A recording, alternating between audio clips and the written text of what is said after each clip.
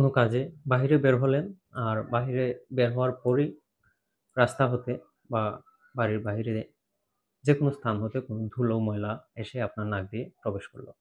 আর প্রবেশ করা মাত্রই আপনার নাক গড়িয়ে পানি পড়া, চোখ দিয়ে পানি পড়া, হাঁচি, কাশি, নাক বন্ধ হয়ে যাওয়ার মতো লক্ষণগুলো দেখা দিল।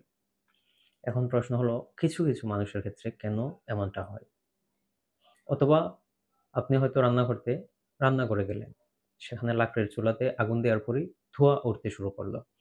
আর অল্প কিছু ধোঁয়া যেই মাত্র আপনার নাক দিয়ে প্রবেশ করলো, সাথে সাথেই আপনার নাক দিয়ে পানি পড়া, নাক বন্ধ হয়ে যাওয়া, নাক, মুখ, চোখ দিয়ে পানি পড়া, হাঁচি, কাশি ইত্যাদি লক্ষণগুলো দেখা দিল।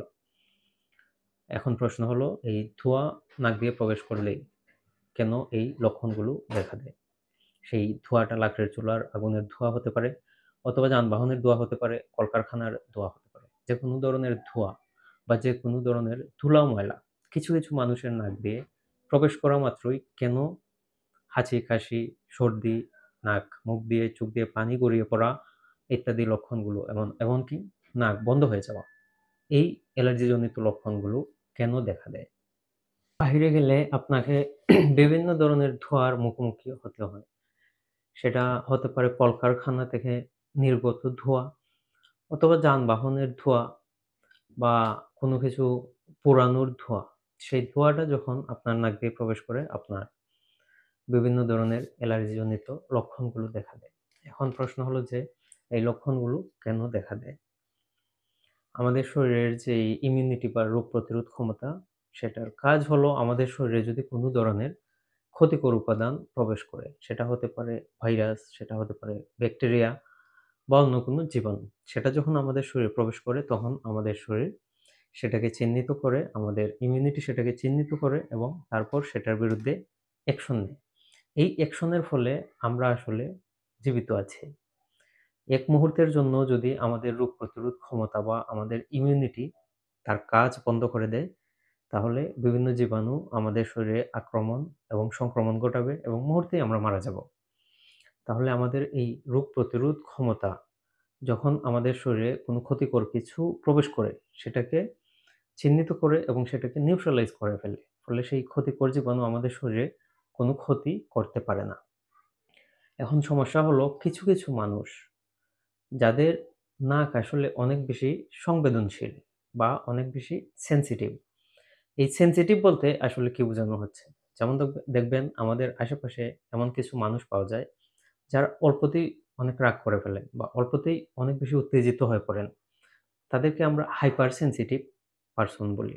মানে তারা খুব অল্পতেই তাদের রিঅ্যাকশন দেখান, অনেক বেশি রিঅ্যাক্ট করেন। তো যাদের ধুলো ময়লা বা ধোঁয়াতে অ্যালার্জির সমস্যা রয়েছে, তাদের নাকটাও আসলে এরকম সেনসিটিভ। যা আসলে ধুলো ময়লা বা ধোঁয়া অল্প পরিমাণে বা একটা নির্দিষ্ট পরিমাণে নাক দিয়ে প্রবেশ করলেই তাদের নাক আসলে অনেক বেশি সেনসিটিভ হয়ে পড়ে। অনেক বেশি রিঅ্যাকশন দেখায়, রিঅ্যাক্ট করে। এখন আমাদের যেই রোগ প্রতিরোধ ক্ষমতা, সেটার একটা কাজ হলো আমাদের শরীরে যদি ক্ষতিকর কোনো উপাদান প্রবেশ করে, তাহলে সেটার বিরুদ্ধে রিঅ্যাক্ট করা, অ্যাকশনে যাওয়া। এখন যাদের নাকের মধ্যে এই সেনসিটিভিটিটা রয়েছে, তাদের ক্ষেত্রে যেই সমস্যাটি হয় যখন ধুলো-ময়লা তাদের নাক দিয়ে প্রবেশ করে, এমনিতেই তাদের নাক হলো অনেক বেশি সেনসিটিভ। সেই সেনসিটিভ নাক তাদের রোগ প্রতিরোধ ক্ষমতা বা ইমিউনিটিকে অ্যাক্টিভেট করে ফেলে। ফলে নাক দিয়ে যখন ধুলো-ময়লা বা ধোঁয়া প্রবেশ করে, তখন সেই ব্যক্তিদের ইমিউনিটি বা রোগ প্রতিরোধ ক্ষমতা অ্যাক্টিভেট হয়ে যায়। এবং আমাদের শরীর তখন মনে করে যে এই ধুলো-ময়লা বা যেই ধোঁয়া আমাদের নাক দিয়ে প্রবেশ করলো, সেটা আমাদের শরীরের জন্য ক্ষতিকর। সুতরাং সেটাকে নিউট্রালাইজ করতে হবে, সেটার বিরুদ্ধে ফাইট করতে হবে। এই ফাইট করতে গিয়ে আ শরীর আসলে বিভিন্ন ধরনের কেমিক্যাল নিঃসরণ করে, যার মধ্যে অন্যতম প্রধান কেমিক্যালই হলো হিস্টামিন। এখন হিস্টামিন বা অন্য আরো বিভিন্ন উপাদানগুলো নিঃসরণের ফলে ধুলো-ময়লা বা অন্য কোনো জীবাণু নিউট্রালাইজ তো হলো।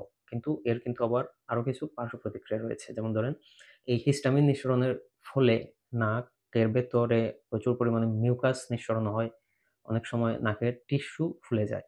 মিউকাস নিঃসরণের ফলে নাক দিয়ে পানি পড়া, আ হাঁচি, কাশি এই ধরনের সমস্যা দেখা দেয়। আর নাকের টিস্যুগুলো ফুলে যাওয়ার ফলে দেখবেন যে নাক বন্ধ হয়ে যায়। তখন শ্বাস নিতেই সমস্যা হয়। এখন প্রশ্ন হলো যে যখন আমাদের শরীরে ধুলো ময়লা প্রবেশ করে তখন এই হাঁচি কাশি হওয়ার কারণটা কি? বিশেষ করে হাঁচি কেন হয় এবং নাক গলিয়ে কেন পানি পড়ে? এটা আসলে আমাদের শরীরের একটি ডিফেন্স মেকানিজম। যেমন আমাদের শরীরে যখন নাক দিয়ে যখন ধুলোটা প্রবেশ করে সেটা সবার ক্ষেত্রে না। যাদের ধুলো ময়লাতে সেনসিটিভিটি রয়েছে তাদের নাক দিয়ে যখন ধুলো ময়লা প্রবেশ করে বা ধোঁয়া প্রবেশ করে তখন নাক আসলে সেটাকে শরীরের জন্য ক্ষতিকর হিসেবে চিহ্নিত করে সেটাকে শরীর থেকে বের করে দিতে চায়।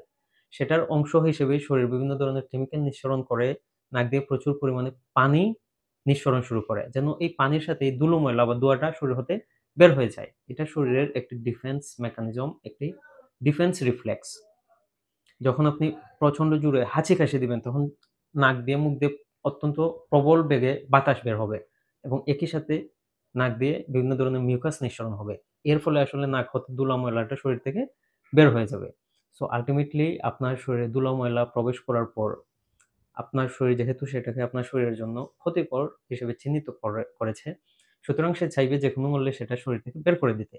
বের করে দেওয়ার জন্যই সে হিস্টামিন নিঃসরণ করে। আর সেই হিস্টামিন নাকে মিউকাস নিঃসরণ বৃদ্ধি করে হাঁচি-কাশির সমস্যা, হাঁচি-কাশির মাধ্যমে শরীর হতে সেই ধুলো ময়লাটাকে বের করে দেয়।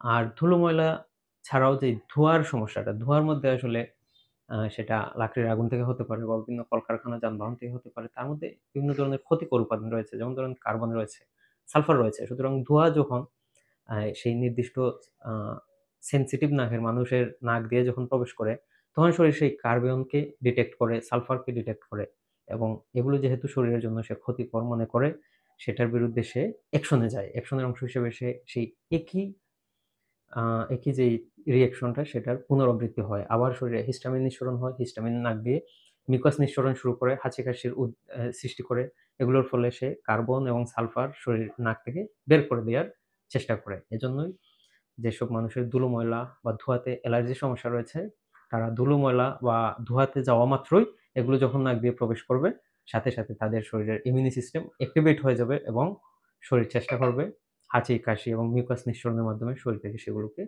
বের করে দিতে। এবার আমরা বুঝলাম যে ধুলা ময়লা বা ধোঁয়া কেন কিছু, কিছু মানুষের শরীরে হাঁচি, কাশি জনিত বা আ নাক বন্ধ হয়ে যাওয়া, নাক দিয়ে চোখ দিয়ে পানি পড়ার মতো সমস্যাটা কেন সৃষ্টি করে।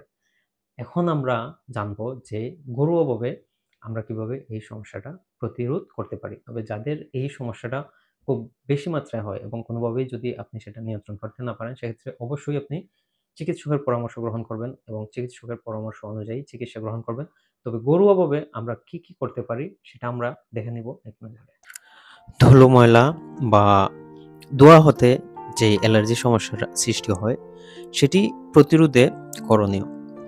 ধুলাবালির দিনে বিশেষ করে শুকনো মৌসুমে বাইরে গেলে মাস্ক ব্যবহার করুন।